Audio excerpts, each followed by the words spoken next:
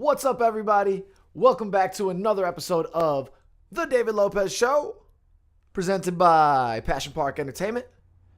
Passion Park ENT, you already know. Hope you are all doing well this week.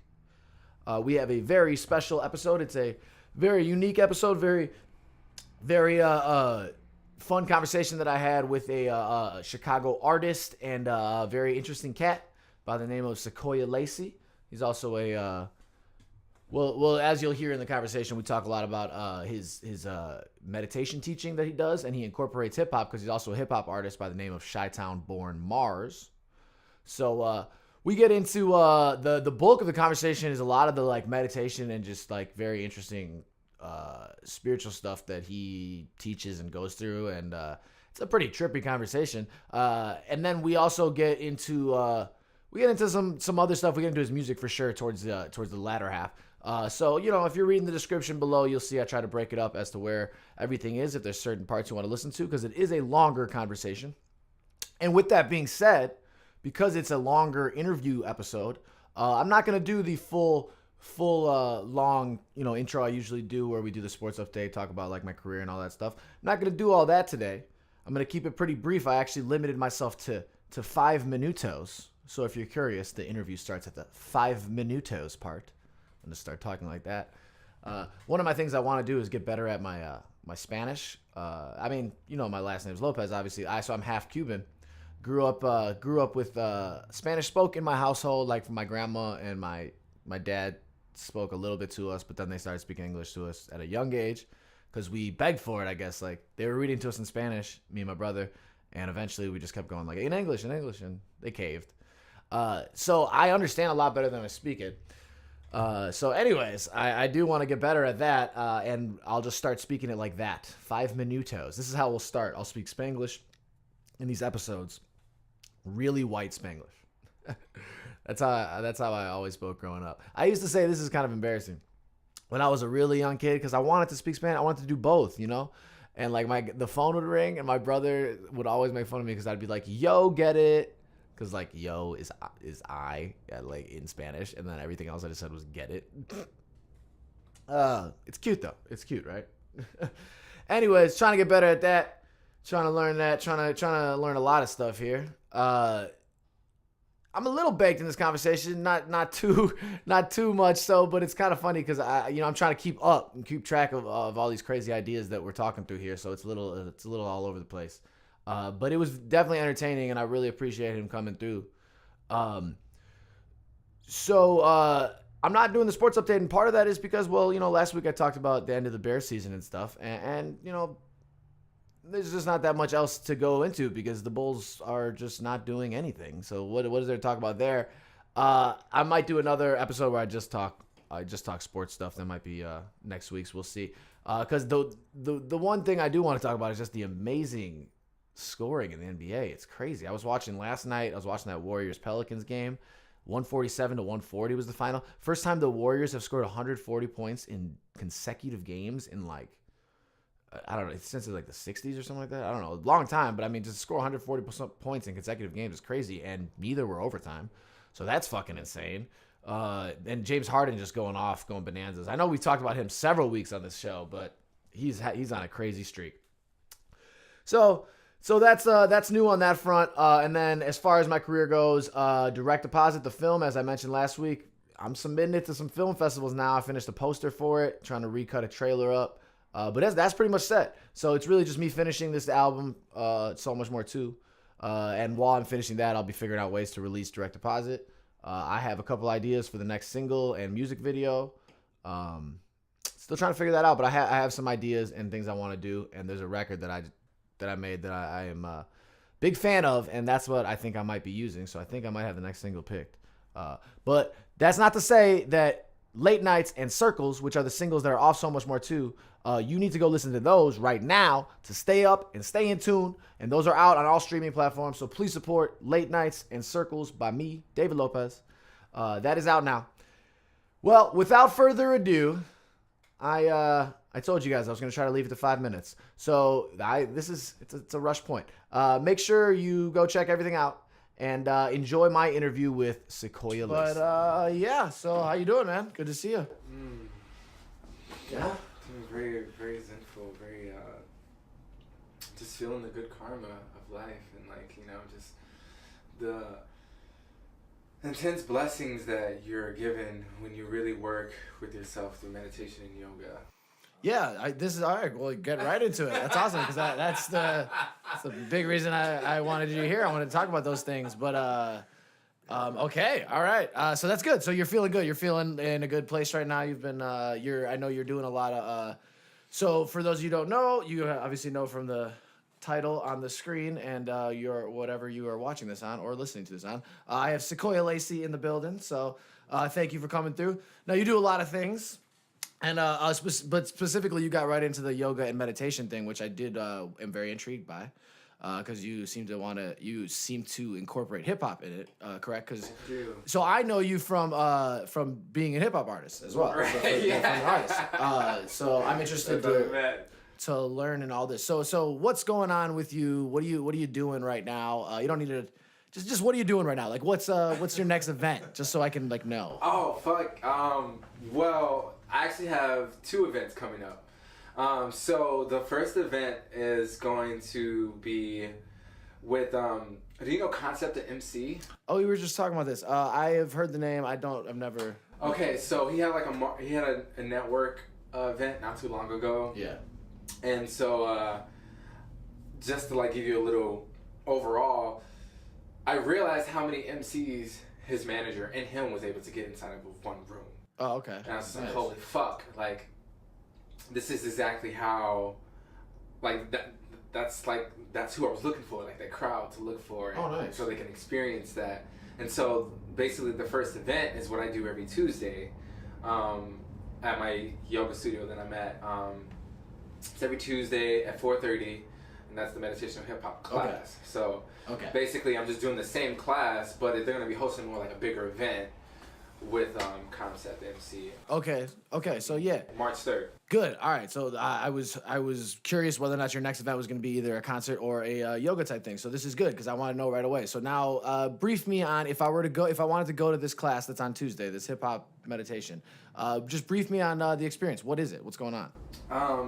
Just what so I walk in. What happens? What happens? And I'm a guest. I'm not an artist. I'm just a guest. Or if maybe I'm an artist. Whatever. Well, first off, you want to bring a notebook and pen.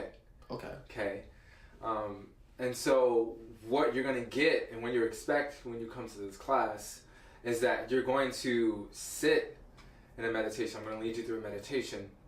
Usually it's like a visualization or I usually kind of push you through like a journey. I like to call it like a journey meditation where I'm like leading you through certain spaces and places in your head. Okay, so it starts with me getting down and you we sit down in whatever position we do, right? Yeah. Whatever feels comfortable. Okay, cool. And then do you start with like a breathing technique or how do you start? What do you normally do?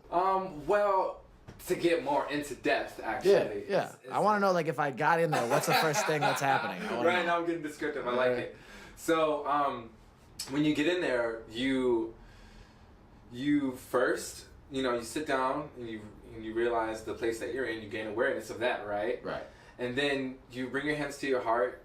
Either like this or whatever feels good. If you want to hold yourself, that's totally fine. And then we do one chant. So we, you do one chant to open it, and then we do like 3 breaths. Like, and I'm a huge intuitive. Okay. I know energy, so I feel you out. If if I can feel your heart, you're just like, oh fuck, what am I gonna do? And I'm just like, take a clearing breath. And you as the leader try to feel out when the whole group is collectively at that spot when they're ready to go. Like when you're ready to move on to your next part. Like you said, you got to get into that rhythm, so you have to feel that out. Like I do. Yeah. I have to get into my own energy. I have to be like a beaming beacon of light. Because then. Again, energy is real, and so being in other energies bubbles. Well, especially if you're a yoga instructor, that feels like a very key component. It's interesting. I was just listening to a podcast right before this. Actually, it was with Dr. Drew, and he's interesting. But he talked about how he believes he has a very good intuition. So when you're dealing with like people who are going through rehab and stuff like that, sometimes your bullshit meter has to be high up, and you have to trust your intuition. And so I just thought of that when you were talking about your intuition as a yoga instructor. I would imagine this makes sense because there's no way to really know if a group of 15 people is like out of their own ego or so. There's no way to know. You just have to like feel it. Like, all right, I think we're ready. Right. Absolutely. Yeah. And I guess that's more like calling. That's what it's called. Checking in. Okay. Checking in how you feel, where you are, where your energy is, and where your mind is, right? If it's not completely in that class with me, then that's going to be a challenge on you. Right. I mean, it's hard though. So right. it's hard for somebody to get off work from 9 to 5 and just completely, space it out right away, right? Absolutely. Absolutely. So you gotta let them get there. You can't force it. Right? I don't. Absolutely no. I know power of force, but I do not force anything. Oh shit. It's like Star Wars. Yeah, I got Yoda right here. Right. On my Oh yeah, that is awesome. A Yoda tattoo for you guys. Oh hey there, it's me again, your boy David Lopez. Oh, you know that. It's the name of the show. Who else would it be? I don't have a special assistant around here, although sometimes I say we and act like I do have an assistant. That's gonna be my personal robot that you guys know nothing about. Not a sex bot, regular robot, okay? I don't do any freaky shit with this robot. But this robot helps me edit videos. And you know why? Because I need a lot of help around here, and I also need your help. I'm doing crazy videos, I'm writing new scripts, I'm making new content every week for you guys, and I want to keep doing that. So what I need for you guys to do for me is subscribe to our YouTube channel, please. We need to get the subscribers up as much as we can. I appreciate all the support, the likes, the comments, the sharing with the friends, really do. So please tell a friend to subscribe, and we're going to keep pushing this content forward and keep driving forward for you and our sex bot.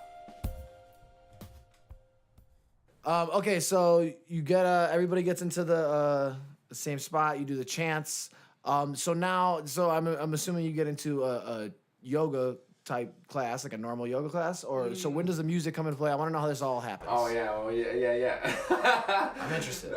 I'm very happy that you are. So after that, after you take some clearing breaths, and after we chant and open the class, then that's when I lead you through the meditation, and I really fill it out with you. I really speak to you coming from the heart, and so you can actually hear my voice and hear how soothed I am to teach you that. Mm-hmm. And so also it's like as if you were listening to like some type of like, I don't know, recording of a meditation. Yeah. But it's different, right, David? Because I'm right there in front of you. Well, yeah. I mean, you're right. You can feel it from me. Right. And so I'm like emanating that. So you're like, okay, fuck, all right.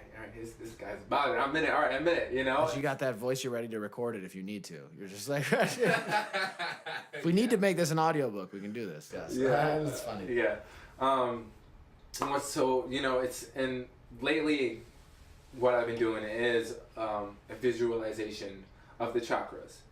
And so that's basically seeing like the different color. Are you aware of the chakras? No, I was just going to ask, what are the chakras? I was good for a second. I was like, should I act like I know or should I ask? I should ask. Good ego check. Let's ask. So you got the root chakra, which is red. The sacral chakra, which is orange. The solar plexus, which is yellow. Okay. The heart chakra, which is green. Throat chakra, which is blue. Third eye, it's a light purple, and then the crown. Which what is are they? Like stones? What are they? I'm gonna get there. Okay. So, and what these chakras are, they're energetic, metaphysical energy sensors within your body, right?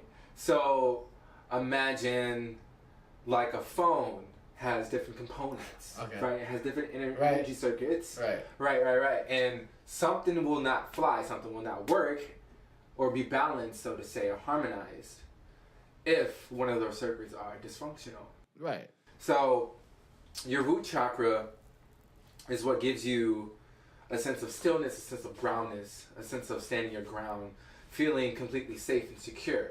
It gives you a sense of home, a sense of being here on this earth. Mm-hmm. Right, as if a tree is rooted within the earth. Right? Okay, and so you guys just so we don't get too far ahead before I figure this out. I was ready. So you call them the colors are representative of how you guys visualize them. Absolutely. But what they are is like points of energy within a human, within you, right? Is that what you're saying? Is that what you guys like are looking at? Yes. Okay. All right. Absolutely. Cool. All right, absolutely. It's we get a better sense here then. All right, cool. So each one symbolizes like a certain, obviously the color. Yeah, and so even that too, David, like you get certain energetic responses and sensations and even emotions being in each chakra. Like right when you feel grounded, you can stand firm and like notice your posture and almost as if you want to like go running or something. Okay. Or for another example, which is a good grounding practice physically for that energy center is yoga. Okay. Right, you're bringing your whole entire presence and you're getting here on earth. Right.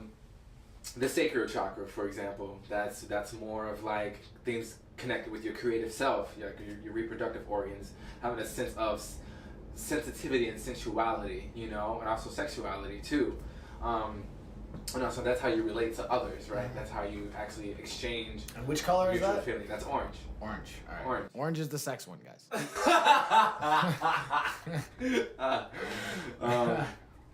And then you have your solar plexus, which represents over like your willpower, like your true desire, what you truly desire, and how much like physical strength you have within yourself, right? And that's also comes with a sense of power that you have with yourself. I'm pretty sure you probably experience it. A lot of people experience it when we're experiencing it right now in this government. What, like, I guess an overactive solar plexus would look like, you become very arrogant, you become very tyrant, right? You become very dominant. So that's your ego. Yeah, absolutely. Right. And then you have your heart chakra, obviously, is where you have emotional connection, you know, where you can send love, where you can feel like an openness of like joy and happiness, which it's not necessarily a bad thing, but also a sense of like sadness or depression, right? Because that's our heart center. That's where we feel everything out.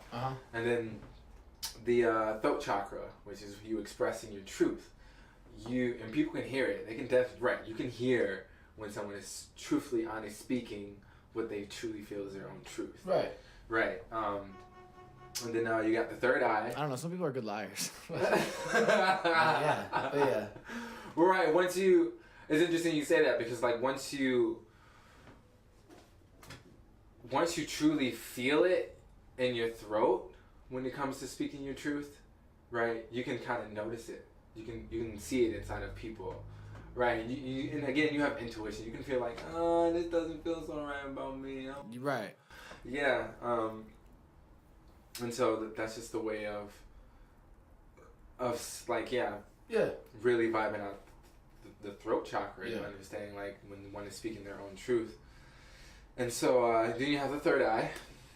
The third eye is opening up like your sense of spirituality, being aware of the unknown and seeing things, right? Right. And also a sense of intuition. Right. And your crown chakra, last but not leastly. Having a full connection with source energy, having a full connection with your own perception of what spirit is. Okay. Yeah. That's interesting. So I know, I mean, a bit about, I've only done yoga a couple times and stuff like that, but I don't know too much about this, or I haven't heard too much about the chakra stuff. Is this isn't reflective of all yoga? Not all yoga uses it. Is this a form of yoga that uses these? Or is this all yoga that uses these? That I'm just like. Well, good question. As far as. Or is it a religious thing? Like I don't know. I don't really know. I guess. No. So, like, yeah. I definitely want to break down that. Yeah, we'll get to that. Yeah, we'll get there. But I was just curious because I don't know where that comes. I just know from me doing yoga, like when I was an athlete a couple times, I never heard of these or anything like that. So I didn't. Like it kind of, especially to somebody who's not in the yoga world regularly, but maybe he's just an athlete. Or those sound like the kind of lofty thing that could kind of deter someone who's like on the skirts, being like, well, that seems a little out there. Like I just wanted to stretch really good or something like that. Yeah. So like I just don't know which level of it. Obviously, it's a pretty spiritual and it's a connective part of it. So I just is that just a focus of your teaching, like a central focus of your teachings? Well, actually no. So that actually comes with just. Yeah, like a sense of when it comes to practicing inner work. And inner work is doing things such as meditation, yoga. Right. And also, I'm a Reiki master. I'm a certified Reiki master. Right. So this is where this kind of comes into play because it's all stuff, a big ass mixing bowl. Yeah. Everything kind of talks about it, yoga, meditation, Reiki. They all touch on this chakra spectrum. Well, I do find the chakra stuff very it's very interesting because whether or not you're like with it or like you focus on every part or you like whether or not we lost some people there, it is very important to focus on those individual parts. Like however you look at it, I do see there's definitely value in that. Absolutely. Like that's so that's very interesting. And I find that poignant about you that you really focus on that and that's like a big part of your teachings, right? That means absolutely. So I'm sure on a small scale, you try to go through these things during a session. Like you just try to reach like parts during a session. You're like, have you got to this? When I'm given session? Or like when you're like, are you in this?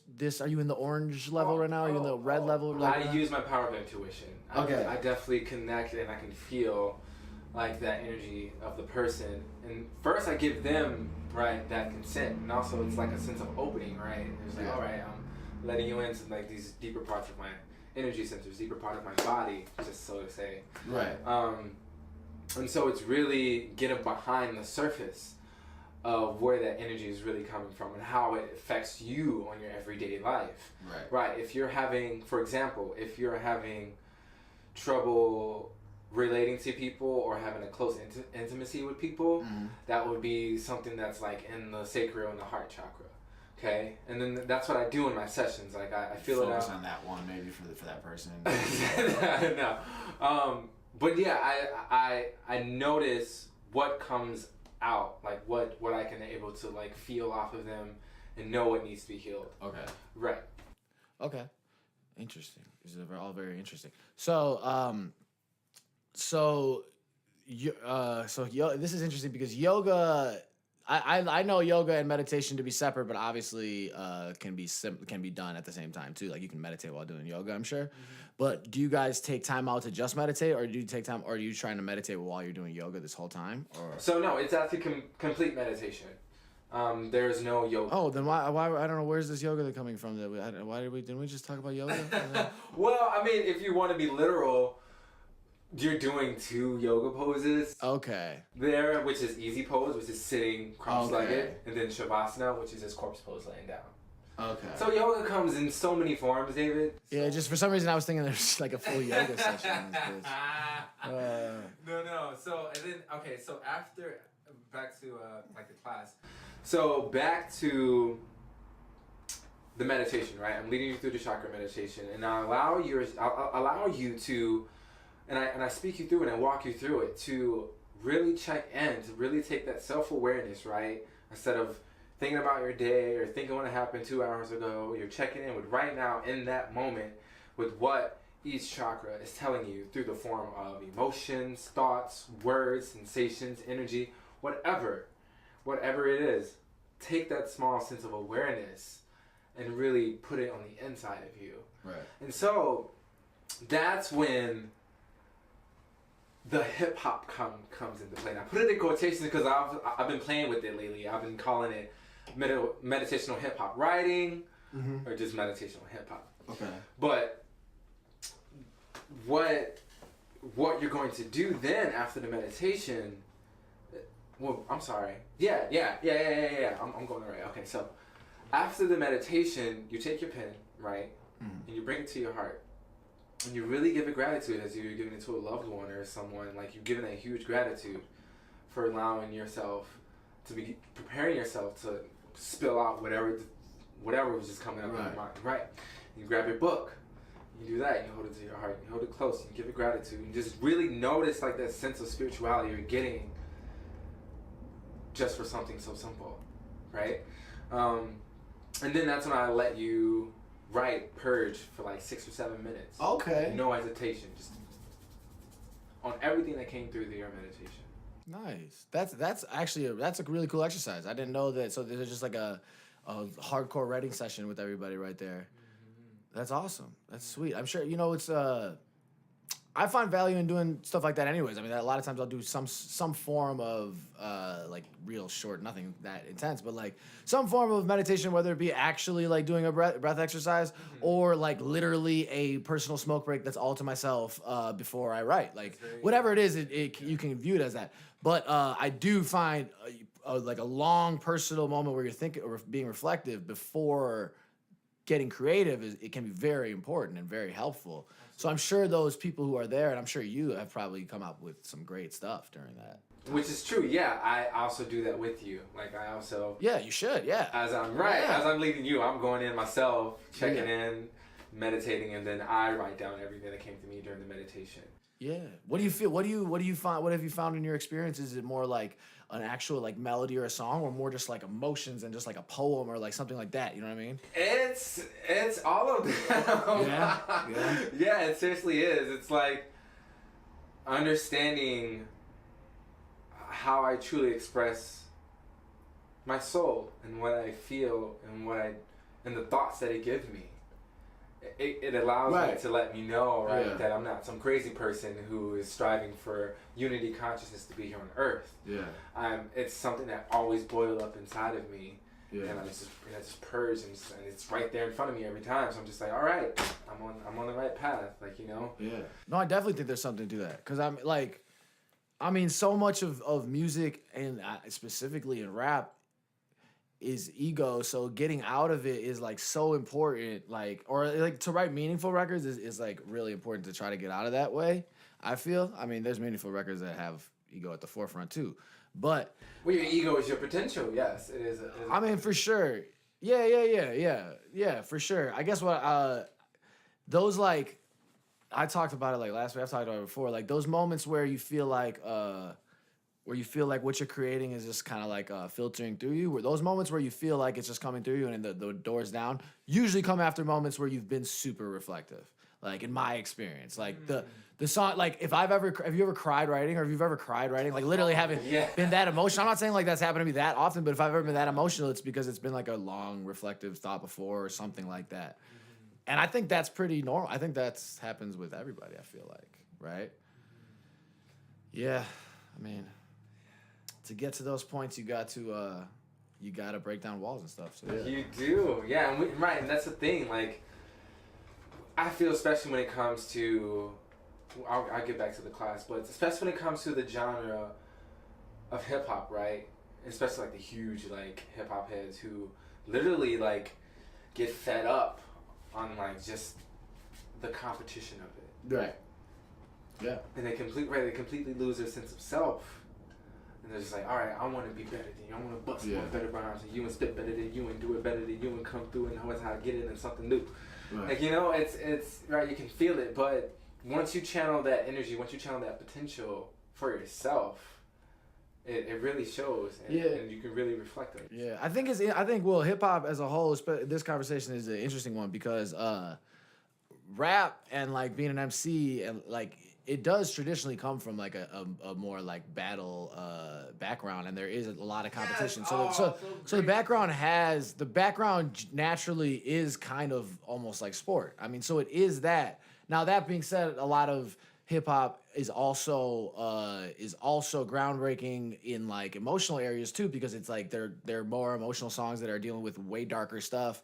It's just that usually you have to get past the. I mean, a lot of it's confusing because like I like how you mentioned it. Oh fuck, it came out again. Okay, that's all right. It's confusing. It's good that you bring that up because what came in my mind. Yeah, that's what came in my mind. Having that battle with yourself. Yeah. Knowing that, right, you're your own real enemy. You're the only person who can really truly hold you back. So that's kind of how I see my class. Like you turning that fight within yourself. You can really notice how yourself can fight with you. Right. And then how you can like let the walls come down. Like, all right, cool. I just want to get more deep with myself. And then inadvertently, right, that's when you're just like, you come up with a whole new song or have an epiphany about something groundbreaking, very reflective, introspective about yourself. Yeah. Yeah. It is crazy because I remember, I mean, usually a lot of the first things that I was writing were like battle kind of raps, like, you know, those kind of like Oh, it was. I actually no. For me, that's not like the first thing I wrote, but that is more than what I was getting into after. It was just like it's natural to be like that, and like I'm an athlete, so you always think about it as like trying to be better than the next person and stuff like that. But once you do it over time, and I actually think that there is value to having that point in your creative arc, like to having that has to be a level. Like that's a level, and actually I think it's a level that you probably keep going through. I think you probably come back to that level again because like I was super competitive, and then you start to at least think like, well, I think there's room for all of the art. It doesn't really matter. I wanted to like one of my main goals was to make music that like because for some reason rap is the genre that's so competitive, but you rarely hear like Van Halen talking shit about fucking some other rock band or something like that. Like it doesn't like happen in other genres where there's beef like that. Really. Right? Yeah. You know what I mean? Absolutely. So my goal was like, I just want to make music that's all about just like regular emotions, like every other genre. I would like to share with you actually on just on that topic of battling. I allow just for me, and I've noticed this for myself, to check in with my own ego and understand and see and feel the true passionate hip hop artists who will shit on anyone on the mic any fucking day. Right. And that's Eminem. Oh yeah. And so like that's what also allow that competition that competition attitude to die within me. Because I was like, okay, all right, I see not only he has a passion for this fucking thing, for this whole genre, but he's willing to scrape anybody on the floor. Yeah, I hear you a little bit, but I would also say that it seems as if he has not gotten past the competitive thing, and which has worked well for him, obviously, and his new album went #1, even though like, not critically from everybody, but like, I mean, he's an interesting case because he's obviously a great rapper and he's legendary, and I love Eminem, but at the same time, it's like I don't know how much emotional evolution I've heard in his music. Like, I mean, it's like in some of the things he's been willing to say, I don't know if there's a overwhelming amount of maturation in the bars that we're hearing out here. So I don't know if that's necessarily the same. That sounds like a super diss. It's not supposed to be a super diss. He's amazing. He's an amazing rapper, but there's no going past like some of the fucking. I mean, he's still willing to go to the aggressive points that he was willing to go to before, which are fine if you're fine with that. I guess I don't really. Wait, I mean, I understand, and so what I am saying is that. I admire hip hop more for the art of it. Right. Just like, a person like it, I see it as painting. I see it as dancing. I see it as, another way to be creative, but to also reflect on yourself in a creative way. Right. Yeah. No, I agree, and to that point, then you can objectively look at Eminem's work, like him specifically, since we brought him up, or you can objectively look at his work even when there's a fucking bar about killing his ex-wife or about raping whatever. Like you can objectively look at it and like the bar scheme and the rhyme scheme was great and was amazing. And that he's is also doing that work with himself, right? Seeing how he's talking about that and what comes to, and like he mentioned it on his the Marshall Mathers LP. Yeah, when he taught the song to his mom and stuff. Yes, things like that. Yeah, those are good. Those are points where it's clear that he's been reflective, absolutely, and I agree. But I mean, there's also, I'm sure he's asking this question, we all have, and he said it on there. He's like, am I using it just for fame? Am I being exploitative at a certain point? Because at a certain point, the metaphor gets old. I guess that's my point. Is like, how often are you going to use that metaphor? Like that metaphor of killing a lady or like how often is that metaphor going to be effective? There's other, like, I'm a huge proponent of story, and I'm a huge proponent of using any metaphor you really can, because I think it's the better way to get things across usually. But like, you don't need to beat a dead horse. Like, I don't know. It can get old to me. Like, I see. Yes. Well, I can understand where you're coming from, and so. That being said, I bought his album, so I mean, I'm not Kamikaze? like. No, actually, I didn't buy Kamikaze, but I streamed it, which is basically the same. But I didn't. Well, it's not the same. It's not the same. I didn't stream it like 100 times, but. I can just feel it and hear it, like when he expresses himself on Walk on Water, on Believe, Chloroseptic. Right. Like he's standing his ground on how he feels Right, and this is not me condoning or accepting the way he. Well, I mean, look, he's not gone to jail for doing these things. So I'm not saying. I mean, you have freedom of speech. You can say whatever the fuck you want, and I'm with it. Just like the form of where that came from, of the crowd, right, the mass consciousness, like, because we're always the audience listening to him, getting like their reaction.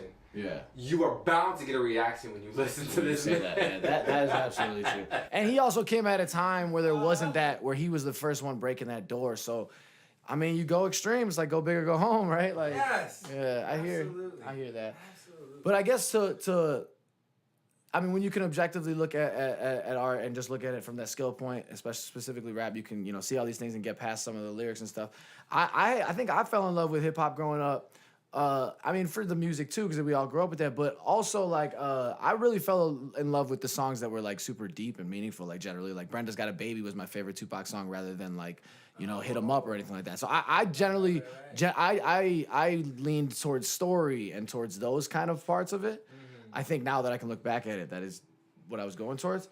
And which is, I think, why now I'm like talking myself through, like, why did I just go so hard on Eminem right there? Like, why did I go so hard on that? Like, do I gotta dial this back? Shit. No, but as I'm aware of that now, I'm like, it's because those weren't the kind of things that were like super attractive to me with music anyways. I kind of liked like the story part and those aspects. And then if there's a good banger, there's a good banger. But I wasn't looking for outrageous lyrics. I was just looking for some good shit. Like, yeah. But I don't know. I just be like. To express how I'm able to really be in this power of meditation, and also understand like of hip hop and like rap and how it like the way it influenced me is in so many ways, David. Like, because I mean like my main inspirations are Common, Lupe Fiasco, Marz, a little bit of the Kendrick Lamar, J. Cole, and so. Is as if Eminem is giving me the passion, the cadence, the delivery, the wittiness, intellectual part, while Kendrick Lamar, Common, Lupe Fiasco are giving me more like that. Yeah, the other parts, right. The message. Right. Always the message. Yeah. And I go back to like also when hip hop, and they do the other parts too very well too, so they're an interesting. Right. Yeah. Like, absolutely. And also I go back to Kool Herc, the one who started hip hop back in 1973 in the Bronx. Right. I believe so.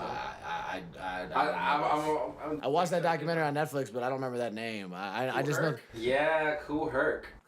He was the one who like set it up in his house, and he fucking had I believe like a turntable. I know the breaks. I know that the breaks in the beat were generally where hip hop started. Like, so the DJ would then just loop the bridge, like the bridge break, and it would just be like, and then you could just go on it, which makes a ton of sense to me actually, because that's the part that would just Right. So like just that that birthright that it has made itself. Mm-hmm. And then, when you go up a little more the line, like, the message it was able to send for people like NWA, or Black Eyed Peas, like, touches a little bit on it. Or the Refugees. Like, they send a message, they give you something to make you like, wow, okay. Right. I know what you're trying to tell me now, but you did it in a creative way that I have to, like, understand and perceive. Yeah. And really check in with myself and how I feel about it. Right. This is kind of going through all these kind of like lofty things that we are talking about to a certain extent.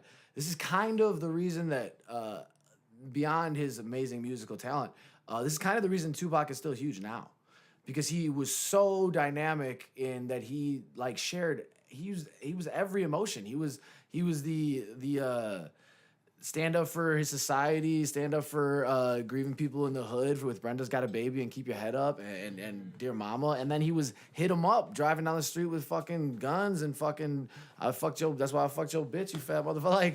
Like he was all those things wrapped in one, which is interesting because it's what we were talking about, going through all of that like whole cycle. He was like just like a artistic like showing of that. And he was like the best actor too. Yeah, he was very good. Yeah. Yeah, he went to art school, which I think they probably teach you like to embrace all of those emotions, and I think that's very important, especially in rap, because too many people are shying away from. I mean, I actually think now that there's a very good amount of like meaningful rap out there. You just have to look. People don't act like they don't look. But that it was like people were like scared to go into those depths of emotions for this genre because it's so like. And you also have to think about the programming too. Right. The industry, right? They smack front, put all those songs up in the front. So it's something you got to search for. So back to the class. So for the class, once you write down everything that came through your meditation, you then look at your words. Like you take a good look at them. You examine them.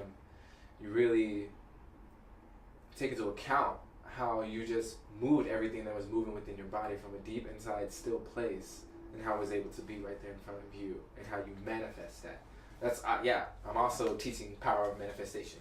Right. So you're manifesting these thoughts into a creative way, to words.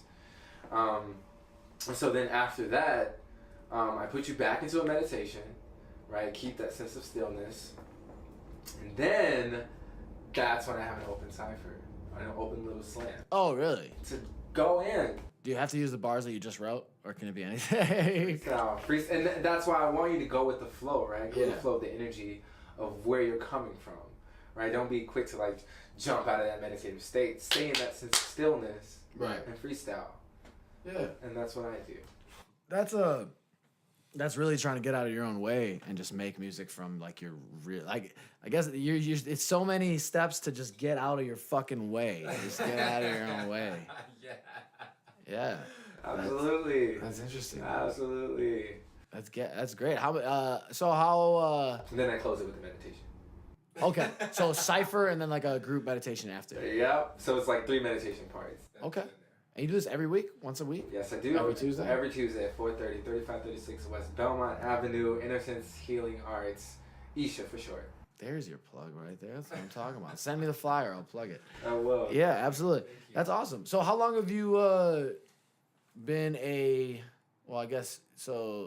you're a yoga instructor too? Or just a meditation instructor? I'm a yoga advocate. I use that word very. So you're a meditation instructor? What is it? Teacher. Okay. And how long have you been doing this? Well, as long as I've been teaching the meditation. Yeah. When did you start this class? Because the yoga class just opened up, and I just started teaching this first. I would say like 3 or 4 months now. Oh, okay. Actually, like 3 months. Okay, cool. Yeah, you've been meditating. How long have you been like meditating yourself? Yeah, that's a little story. That's a story. Make it medium, not make it longer. No, we can get this show is as long as we want it to be. Doesn't really matter. Okay, cool. So I started meditating at 17. Okay. And it really called out to me to how like a sense of what I perceive as spirit, of what I see in the outside of my body, and just a self-awareness of myself as a human being continue to increase. So the more at 17? Yes. Okay, was there like something going on in your life that made you think about it? Because this seems like like I wasn't thinking about this deeply at 17. So I'm just curious. Is there something that I believe? Yeah, it kind of perpetuated, if anything, David. Yeah. Yeah, you don't need to break down too much. But no, I'm just curious. I would love to. Yeah. So that was actually the year before I became a father of my daughter. Oh, okay. Yeah, that's a big moment. So I mean, well, it's a year before. Okay, interesting. Yeah, so like I felt like the universe was like, getting me ready. Also, I don't rarely share this because it may seem too out of this world for people to understand. Okay. Let's get it. When I first got the physical, communicative, verbal message that I'm an angel, that I'm an earth angel. What? Yeah, okay. I mean, I guess you were right with your first statement right before it. This might seem a little extreme. Right. Yeah, so okay. I saw positive you was ready for it. Okay, so what is this so you had this feeling in your intuition that you are from another being or you from another dimension, yes. Okay. And I've been you on still Earth feel before. this way? Oh, absolutely. Oh, so and you've been so you're saying you've been on Earth this way. So you feel very strongly then in reincarnation, obviously, like this. Is there you go. Yeah. Okay. Yes. So you just feel like you're reincarnated right now. That doesn't necessarily mean angel, but because like that's way could sound like you came down from heaven or something like that. You know what I mean? So it just depends how you're looking at it. I love this conversation. No, it's because I mean, if that's the way you're phrasing it, like I don't know, there's just several ways to look at it. Because you're not the only person who has thought that they are reincarnated, like they've. Yeah. So to be more precise, David. Yeah. Is that I have an angelic spirit? Yes. Okay. And so, right, being in this physical body, this human body that you can perceive as a human being. Right. Right. What's behind it is an angelic soul. It has wings. It's shining. It's bright. It's golden light. And there's lots of us out there. I feel for you that you also have that sense of spirit within you. And right, it's just you have to get past like yourself, past your ego, what you perceived your self-image as. And then look within. Okay, what's your so what was your do you have a religious background growing up? Yeah, I did. I was a Methodist Christian. Yep. And so did you go to church a lot? Well, like did you grow up in a very churchy household or like my mom said I had to, so that's what I did. So you guys went every week or what? Yeah, every Sunday. Okay. So and it's interesting that you bring that up because I always felt, David, deep inside of me, like, okay, like, what's going on? Like, I don't feel, right? Like the sense of spirit coming from the past. So I don't feel the sense of spirit. Well, so is that because you were questioning the stories right away? Like you were thinking about them in a literal sense and questioning them right away? Yes. Okay, because I mean that's usually like, I feel like that's the thing that once people start to actually think about the stories and they're like, oh wait a second, but like usually you don't think about that when you're young. You just like keep it moving. No, that. But you were thinking about it right away. Yes, absolutely, and just.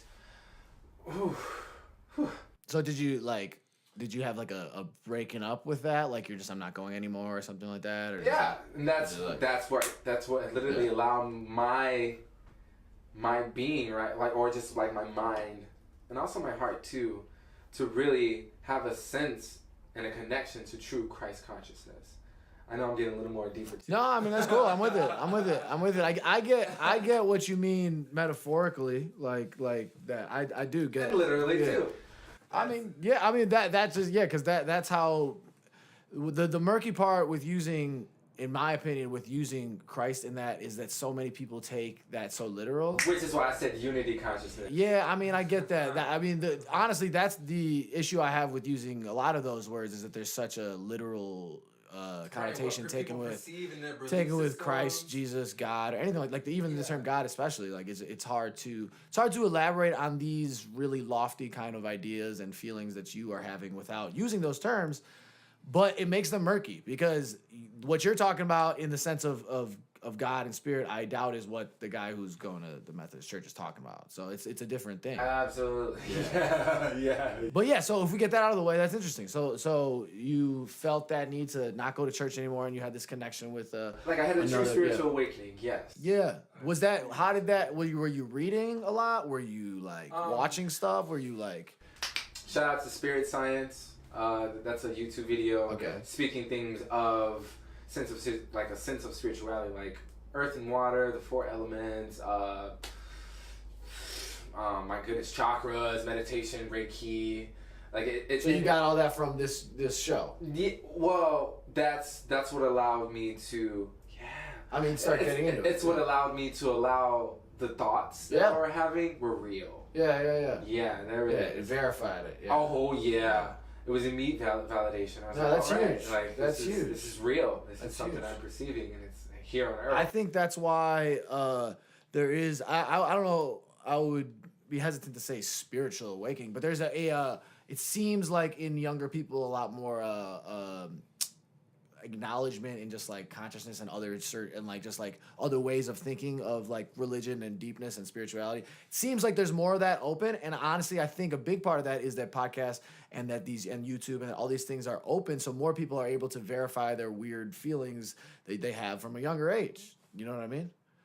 Yeah. Because if you have somebody else who's talking about this stuff right away and it's available to you, then you can finally explore it, and then you can spend the next 15 years of your life learning meditation and shit. Like, yeah, and like just like the Matrix, David, it's all up for us and up to us to figure out our own programming and what we're meant to do here on Earth.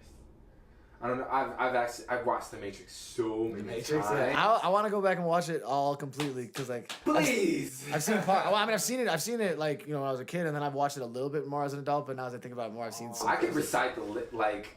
Oh, really? Like, that's how much I watch. It's so interesting. It's so cognitive and literally a reflection of what the world we're living in today. So you think we're in a Matrix? You think this is a game? Yes. In the real world, right, is within, because just whatever is inside of you is going to reflect externally. Yeah, but if you think this is a Matrix or a game or something, how are you so sure about the what do you call it, the when you come back to life again? How are you so sure? Yeah, how do you feel so strongly about that if you feel like the Matrix is like that could be anything. It could be fucking anything. I would love to answer your question. That makes me so.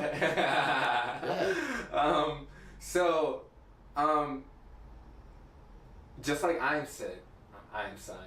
Albert Einstein said, spooky stuff, and that man, right, has critically acclaimed and made himself very, very, very smart, very intellectually connected to. He also supposedly stole a bunch of stuff too. That too, yeah. He was a little thief.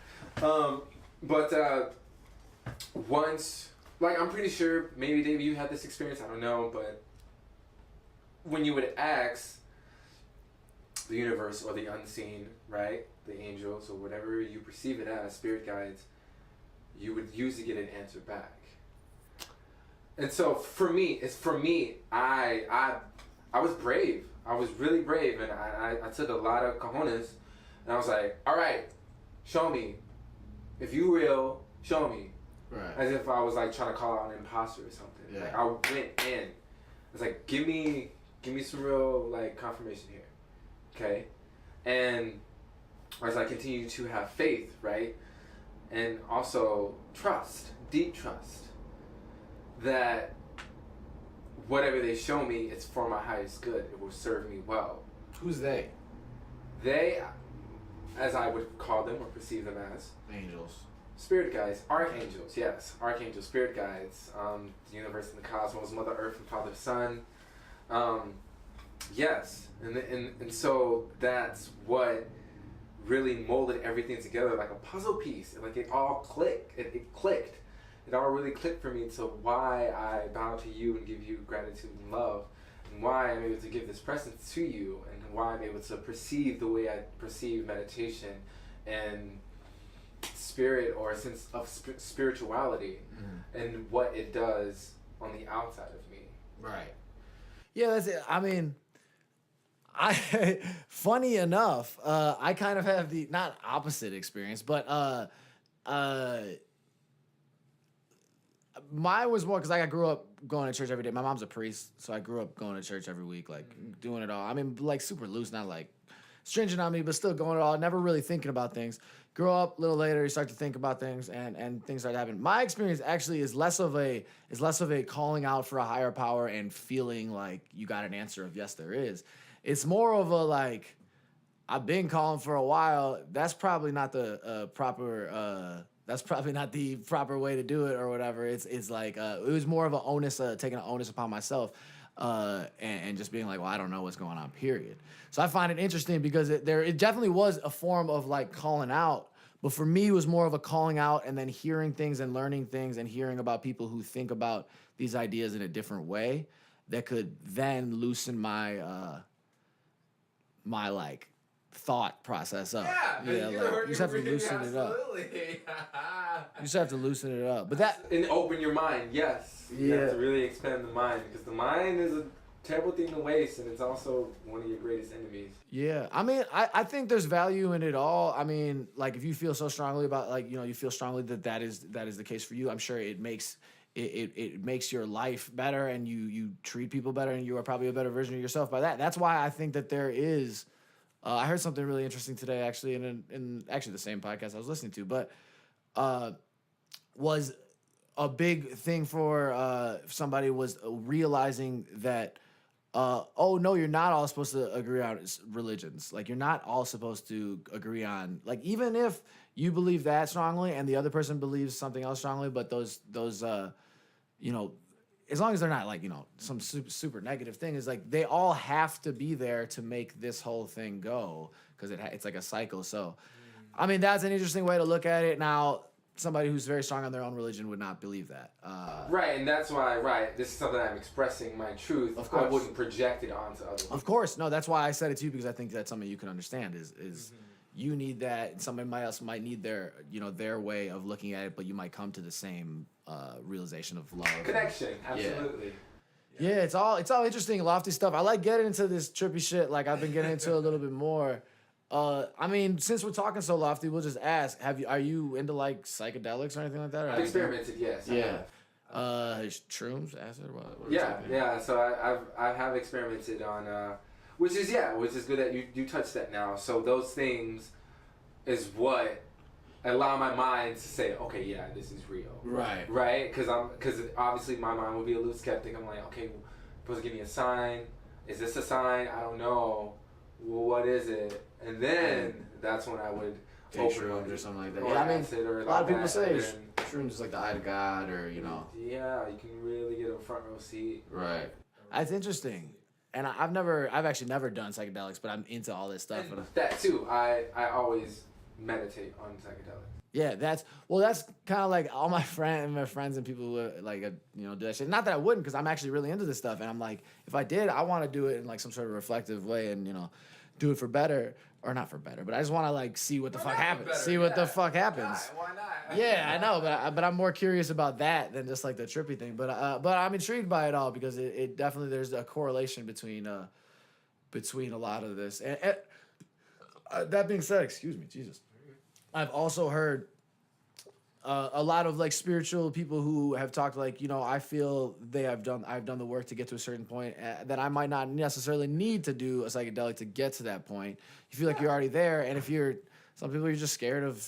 That's actually where I was at for a little bit. Is like, fear is real. If I feel like I'm in a good mental state, like I'm creating something, I just don't want to tamper with that mental state, like at that particular time. Like sometimes I'll get that.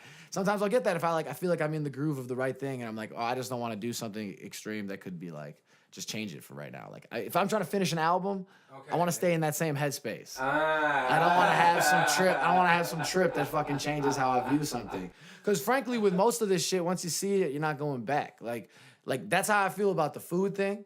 Like once you start to think about how you eat food and how you process food and go through some of those things, then you start to think about it differently. It's hard to go back without like thinking about it. You know it. I think that thing about the religion and the God thing too is like once you start to hear things and hear it from other ways, it's hard to.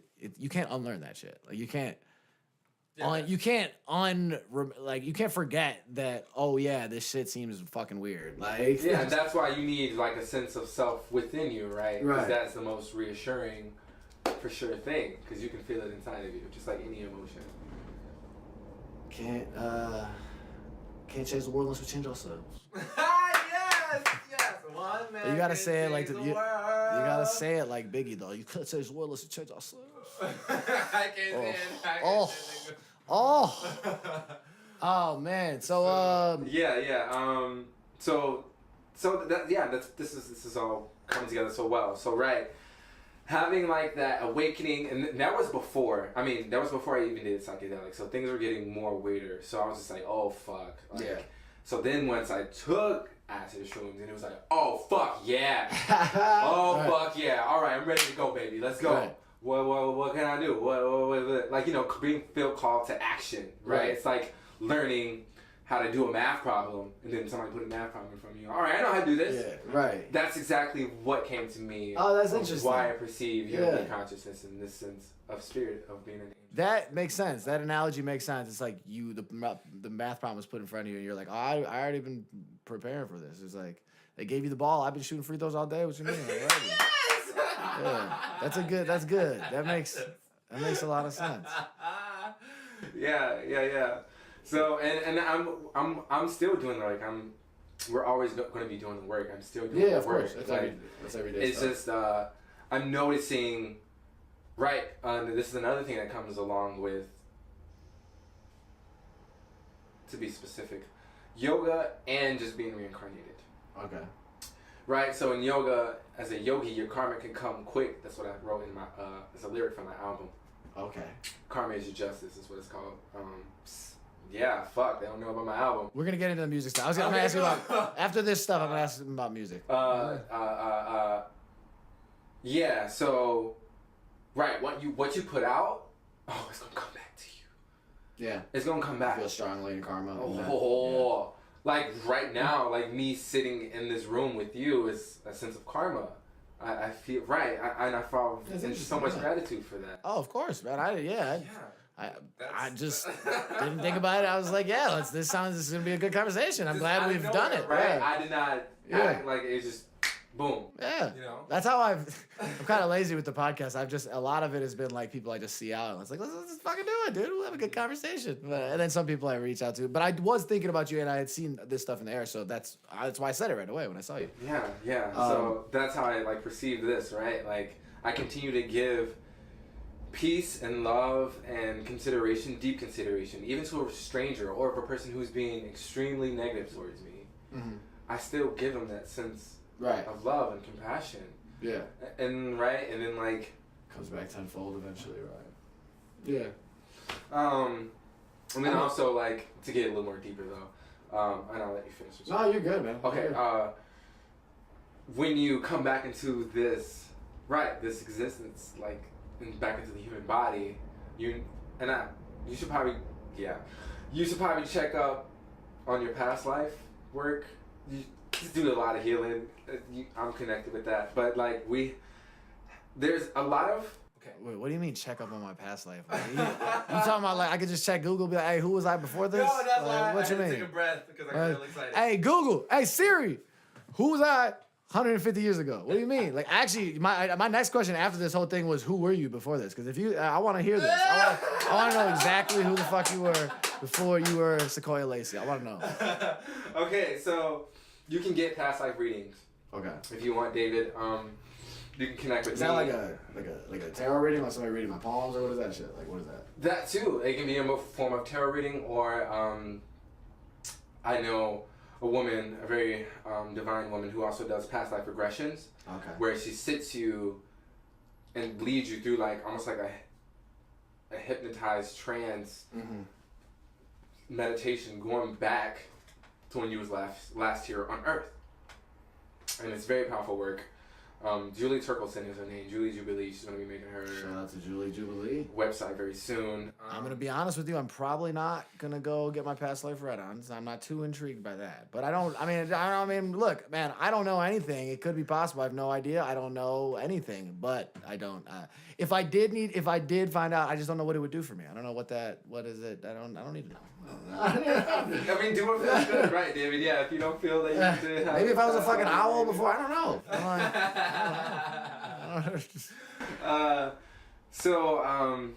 Back to past life. Not to be close-minded. I was just joking around. No. Right. I mean, I'm just. I know. I'm just reflecting. So, damn. What was I talking about? So you could get readings to that. Right. Yeah. And so it's really okay. Yeah. Back to the karma, and you come back to Right. Okay. Great. So coming back to Earth and having that also too, that awareness that you have been here before. That's huge, David. That's huge just for yourself in general. Or for me, or for any other person. Mm-hmm. It is it is something that can really bring you back to a sense of self, knowing that there is always a bigger scheme, like there's always a bigger picture to everything.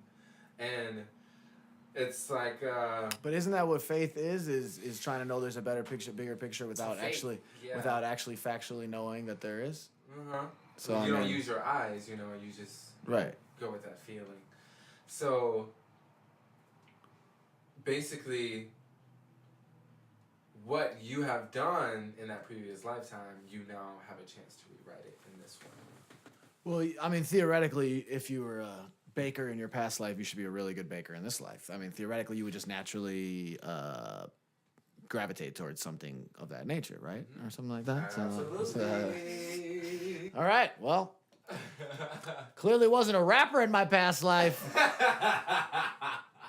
Just beating on myself.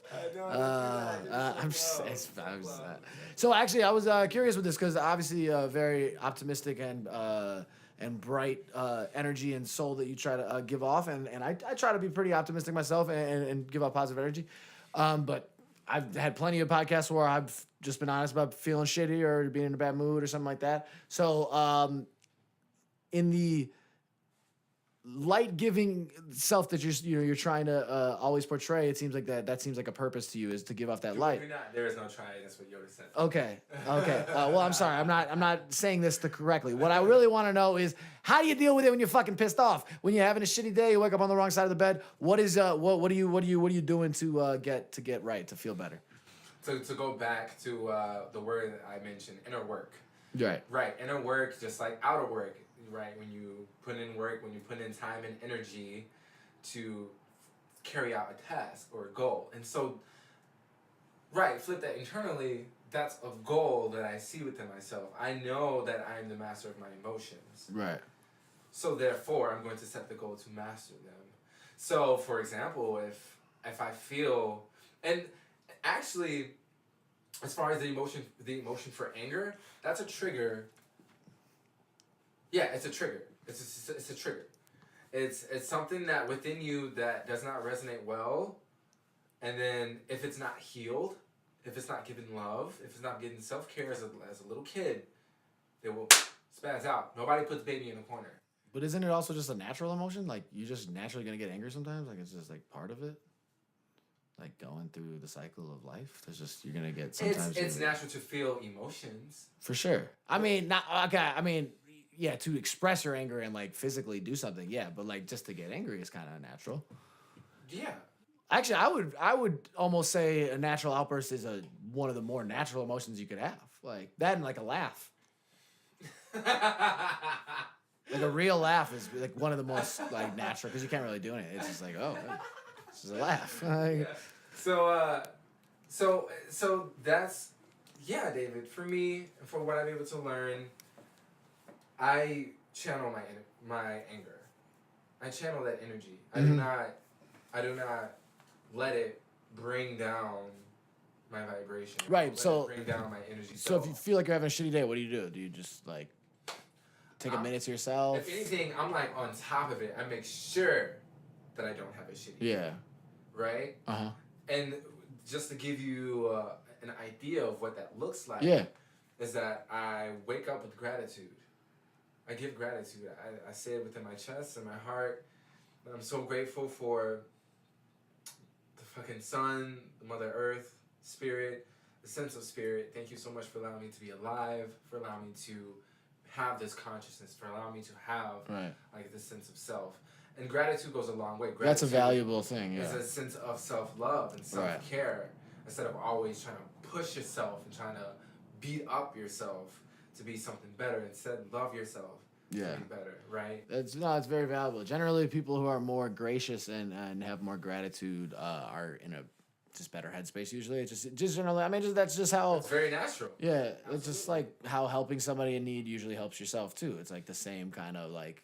It's weird, but it's like a natural emotion. It does feel better when you help somebody. Like, it is like a... Yeah. It really does. It really does. So, yeah. That's why I continue to stand very strong and steadfast within my values And I feel very passionate. So like, and I can tell you do, and I love that, by the way. That's great.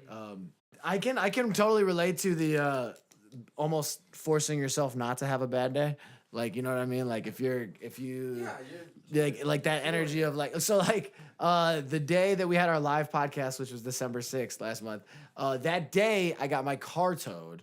And like it was the one day where I needed to like be moving really fast. I needed my car to be ready, like blah blah blah, go outside, car's towed.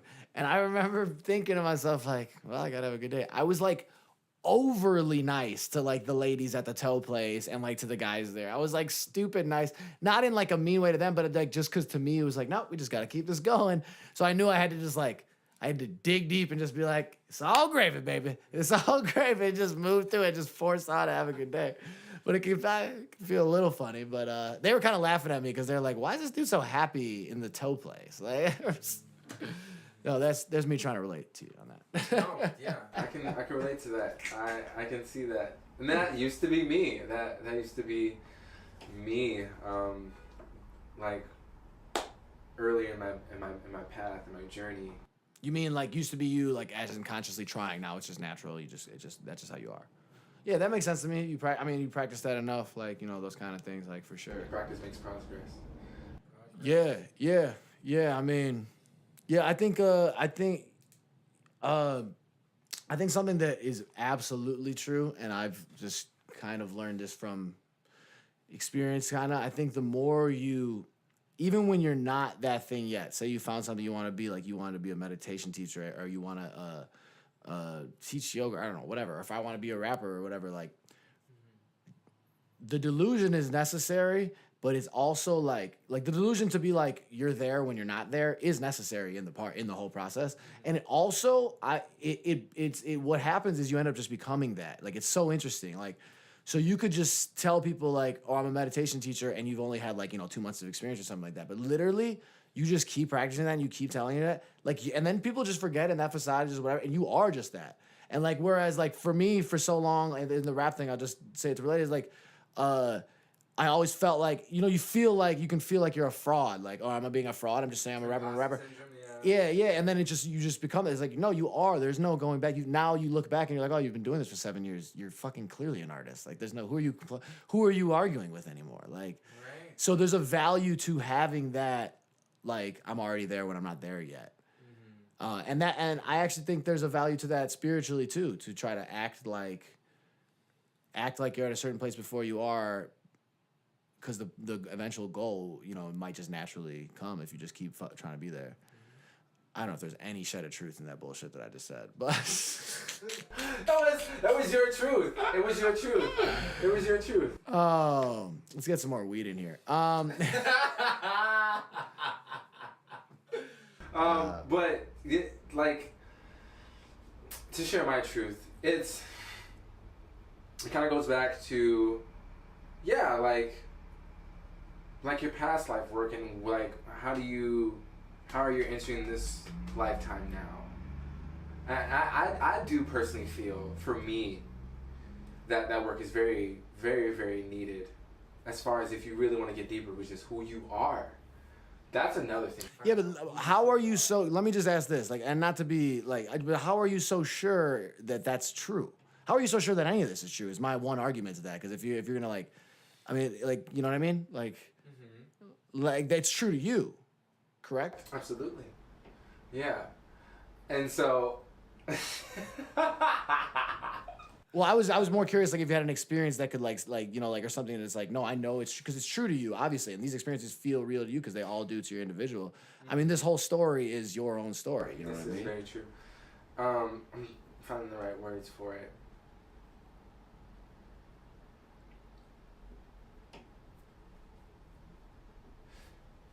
Growth.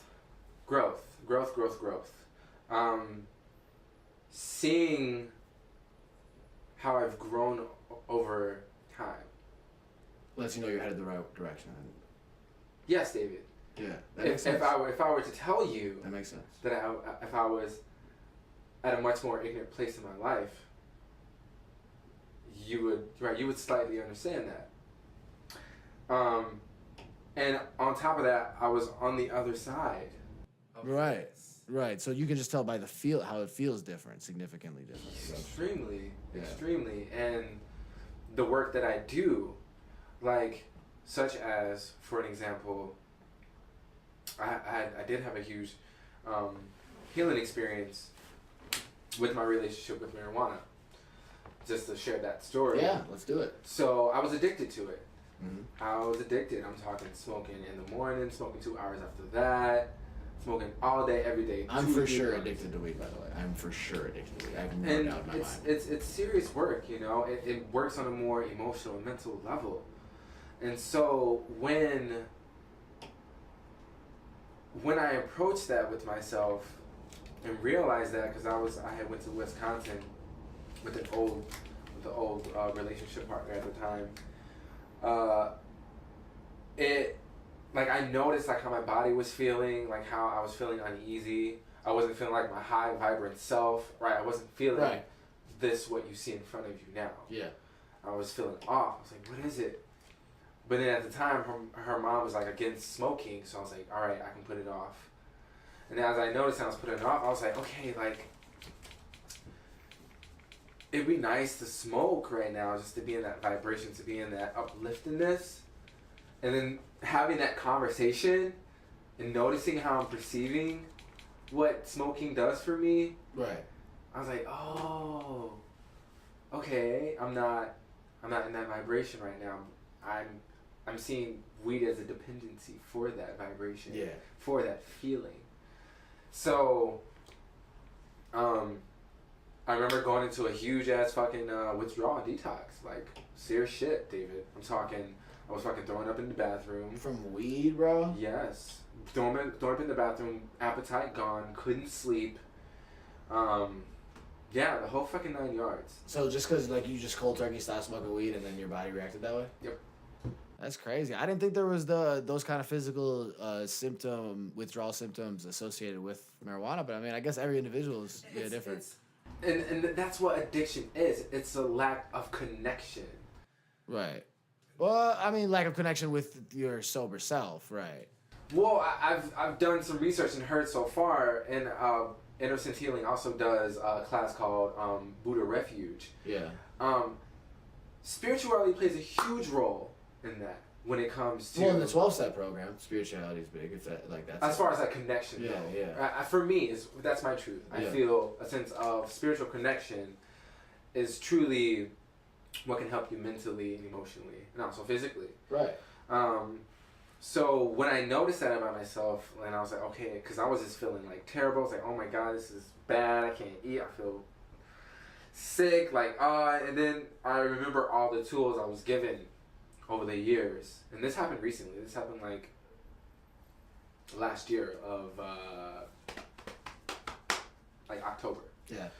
So I was able to realize that, and I channeled everything that I've learned, such as drawing Reiki symbols in my head, feeling that energy of what the Reiki symbols give me, feeling the emotions of what it gives me. I did some detoxing twists, like some yoga twists that are for detox. Yeah. Specifically for detoxing? Those moves? Yeah. Oh, twist. Yeah, absolutely. And the fucking mothership of it, asking the angels, asking the archangels, asking the universe, help me, give me support right now. Yeah. In your battle to get. So were you trying to get 100% sober or just get off weed or Just it changed my relationship. Okay, change your relationship. That's a good way to put it. Changed my relationship. Okay. So you're not was that the only thing you felt like you had a problem with addiction wise like that? Was this okay? Yep. I mean, not to minimize it, but I was curious if it was you can't have a drink. Do you have a drink? What do you do? I don't know. Yeah, I mean, right. Not that alcohol's good, 'cause it's not, but I still do it. But you now you just feel much more clear-headed and just you feel like you're past that, and that was a huge part in your development in this whole process. As far as healing and what me as a soul, as a spirit can do when it comes to. Do you feel like it was a lot harder for you to meditate when you were smoking? Because you were smoking. No, it was slightly easier. Do you think that it was easier for you to get to that like headspace, or? Because I mean, it does make you feel, you know, like if you're high enough, you feel more emotions sometimes. Like you can feel more. No, if anything, I felt like it was just me. It was a challenge. It was like a instant pop quiz. Actually, smoking and then meditating. Oh yeah, just like this is what I'm supposed to. Right. I could really check in and be like, no, like, this is some real shit. No, that's why I say. That's why when I said earlier about meditating before a song, I call my little smoking before I'm about to get in the booth or something like that. Basically meditating, because it is like a moment to myself or whatever it is, and it like is kind of like a, like, dude, you know what Bob Marley used to do? I listened to this forever. How he used to start his days was he would wake up, roll a spliff, go play a game of soccer, and come back and write a song. It's like the best morning. It's like so, cause like it's all the things that are like bringing his mental state to be ready to create, which I found very interesting. There you go. But that being said, not having a dependency on anything like that is a good thing, and that's and it's all individual for sure. You know, it's all to the individual. At least what I'm finding. Like or what I'm thinking. I'm not completely set on. Sobriety is the need for everybody. I think some people need, you know, some things can be an enhancer for some people, and you know, everything in moderation. It's all about balance. It's all about all that shit. You know? Balance is good. Balance is it's what needs to be harmonized. Right. Yeah. So and that's the thing. Like now, like when it comes to like marijuana, I like only when I feel called to. Okay. Yeah. Right. Well, I know, because now I feel bad saying this because I offered you weed right when you walked in the door. But I said no, thank you. I was like, yeah, of course. No, you didn't make it awkward at all. I was just thinking in my head. I was like, man, I hope I didn't put awkward pressure on this shit. No. Oh man. All right. Well, so we'll move on from some of that loftier stuff, and we'll get into. We don't have to take up too much more of your time, but I'm having a good time here. Let's talk about your music stuff that's going on. So you're also a musical artist on top of all this spiritual awesomeness that we've been talking about. You are a rapper, a Chicago-born rapper, right? I am. You're from here, right? I am. Okay, awesome. Born and raised, Chi Town, baby? I was born and I was raised a little bit in Indianapolis for most of Oh, really? But I came back at 16. Okay, interesting. Still a Chi Town cat. Yeah. So how long have you been making music? I guess since So when I was 9 years old, I had my first bar. My name was Lil C. I come in with you the AK-47D. That was like the first thing I ever spit. Say that bar again. I said my name is Lil C. I come in with you the AK-47D. Hey, okay. Yeah. Killing shit. It was weird. Yeah, but when I actually started making music, it was around the same time of my awakening. Oh, really? Okay. Absolutely. So that's why they're so intertwined together. Yeah, you really use your music to promote your not promote, but like to talk about your spiritual self. Absolutely. That's all I feel deep inside me to express in a creative way. Yeah. So what was the first song you wrote? Do you remember the first song you wrote? Oh! It's always interesting. If you can think of it, don't worry. That's all right. You don't need to think about that. All right, so it's been a couple years since then. So you've been working on music for a while now. What do you got coming? So how many projects do you have out? So as of now, I just have one album out. Right, I remember seeing that on Spotify, and then I have a mixtape out with a couple songs on SoundCloud. Okay. So far, I'm just gonna be popping out with a bunch of singles right now. Yeah. For now, build it up. Cause now to talk on that album, actually, that album was. What's it called? 7 Principles. Yes. 7 Principles. Chi Town Born Marz, and so that album came from like down the road, cause around the time I was having my spiritual awakening, like, dude, it's like a purge. It's like an opening. It's like, whoa. Right. I googled 7 spiritual principles. I mean, or like spiritual laws, because like I understand how people can perceive spirituality, but then once you put it in the form of a government way, not like the government, but in a more organized way, right? that's when you can really establish like people to think for their own and feel it out for their own if they really want to follow that order, that system. Yeah. So I came across these 7 spiritual principles. I'm going to read them verbatim actually. Sylvia Clute, thank you so much, Sylvia Clute, the author who wrote these 7 principles in her book, which is called Destiny Unveiled. Okay. Destiny Unveiled by Sylvia Clute. And we're not promoting her book. I'm just kidding. So the first principle is fear should not be used to manipulate the people. Okay. The second principle, justice shall be delivered, without judgment. And I put that in the form of karma is your justice. Like, the song title, the song, yeah. Right, but that's really what the principle is. Justice, like, you're going to get what you reap. So it's 7 principles and it is 7 songs, right? Yep. That's it's 8. I'm sorry. Oh, okay. I give you a little good. Yeah, I get a little extra, a little bonus. But I like the theme of it. I get the idea. Yeah. Yeah, the equality of every citizen shall be honored, meaning that everyone should be seen as equal. Right. The power of the people is inviolate, meaning that they're safe from harm. The power, that sense of power should not be used to put people in harm in any way, whatsoever. Peace only comes from within. Love is the source of all power. And Pluribus Unium, the many consciousness collective, the many human species is one. Like we're under one. What was the word again? What is it? Oh, Pluribus Unium. Pluribus Unium. That's Latin for the many are one. I like that. That's gonna be my new creative player on NBA 2K. Pluribus Unium. Pluribus Unium.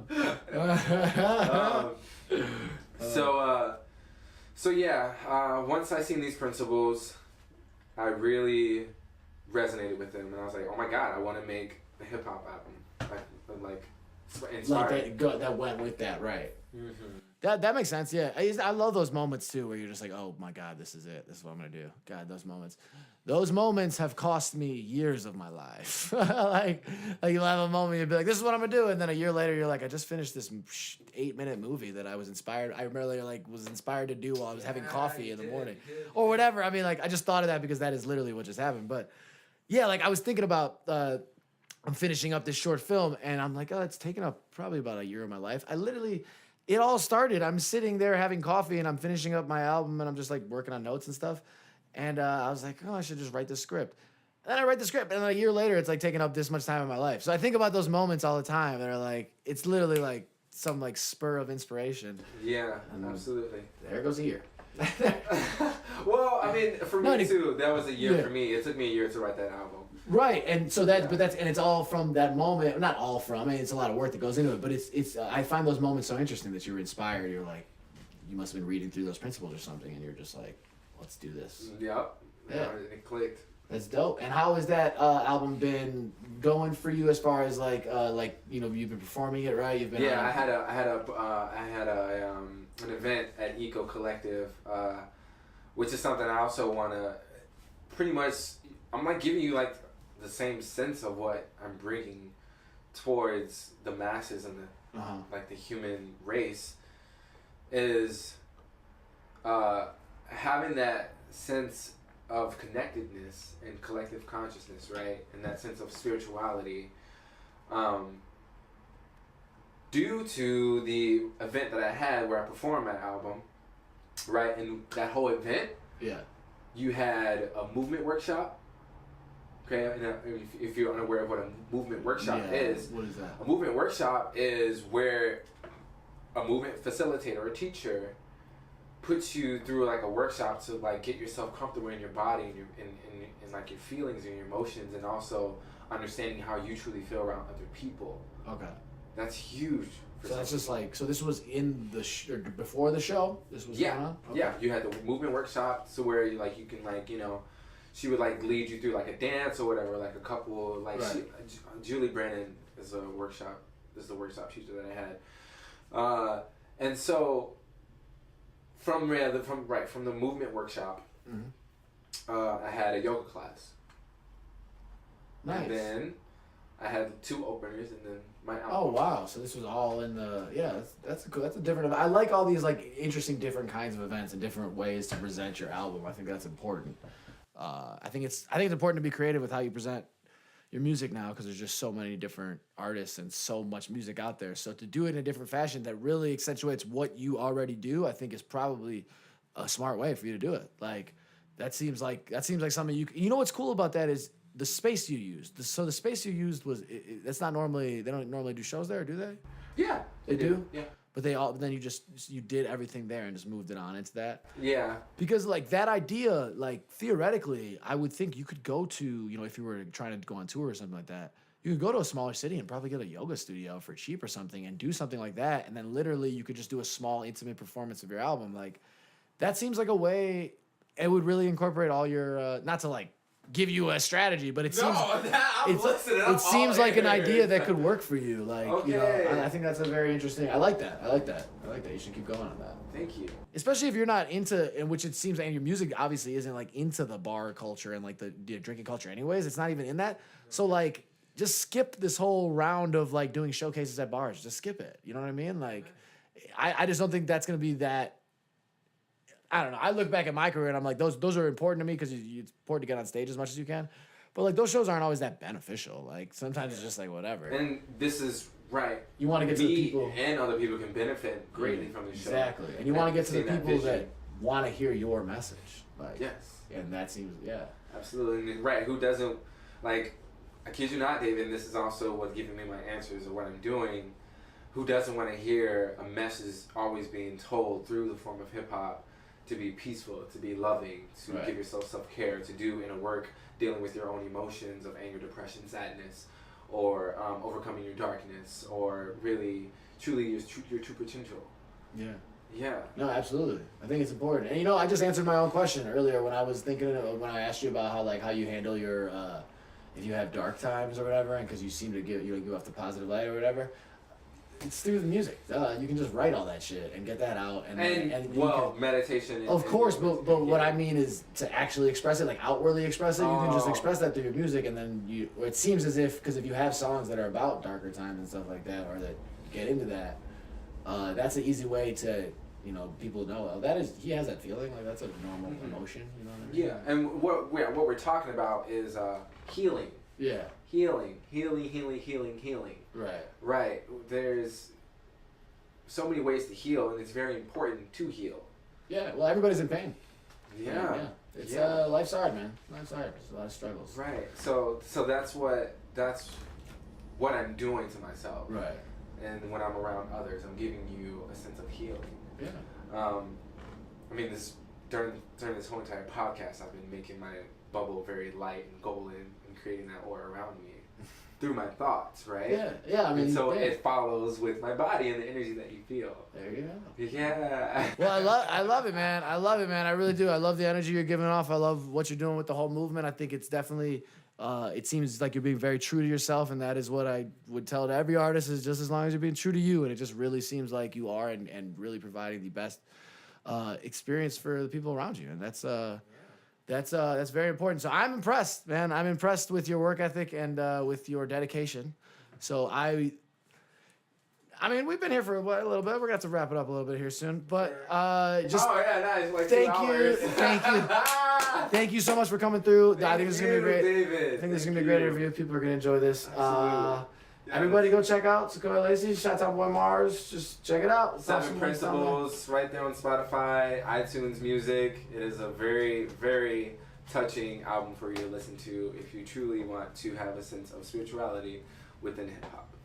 You heard it here first, folks. Go check it out. Thank you. Keep in tuned. Holla. Woo! Thank you all for tuning in to another episode of The David Lopez Show. Thank you to Secquoyah Lacy for coming through, sharing a bunch of knowledge and a bunch of information on what he does, and a bunch of personal stuff, personal stories. So I really appreciate that. I really appreciate all the guests we get to come through to the Passion Park Studios. The illustrious, the crazy Passion Park Studios. Everybody walks into this room and goes, looks bigger on camera. But whatever, okay? Doesn't matter. This is beautiful in here, all right? But seriously, thank you guys for constantly supporting, watching, listening, sharing with your friends, and commenting and all that stuff. Really appreciate it. So please keep supporting www.thedavidlopez.com, www.passionparkent.com for new videos, new episodes, new updates. There are no new show dates up there, but we are working on some dates and some upcoming stuff. And if there's anywhere you might want to see me, any city you're in, and you would like, you should come take a, do a show here, come take a tour here, let me know. Comment, please do. Make sure you subscribe. Give us that 5-star on the podcast app. That would be amazing. And do you, boo-boo. Have a good rest of your week. Love you all, and holla. Passion Park for life.